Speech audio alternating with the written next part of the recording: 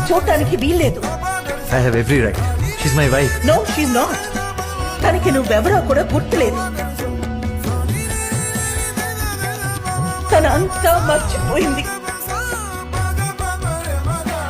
నేను కొనూరు రాకపోయి ఉంటే బాగుండేది, నిన్ను కలవకపోయి ఉంటే బాగుండేది, నీతో ప్రేమలో పడకపోయి ఉంటే బాగుండేది, అయి నాకు పుట్టకపోయి ఉంటే బాగుండేది.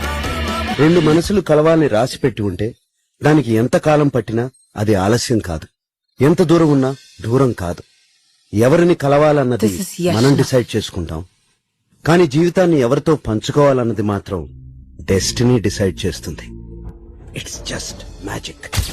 నేనే నిన్ను కూనూరులో కలిసి ఉంటే బాగుండేది, నేనే నీతో ప్రేమలో పడి ఉంటే బాగుండేది, నేనే నిన్ను పెళ్లి చేసుకుని ఉంటే బాగుండేది.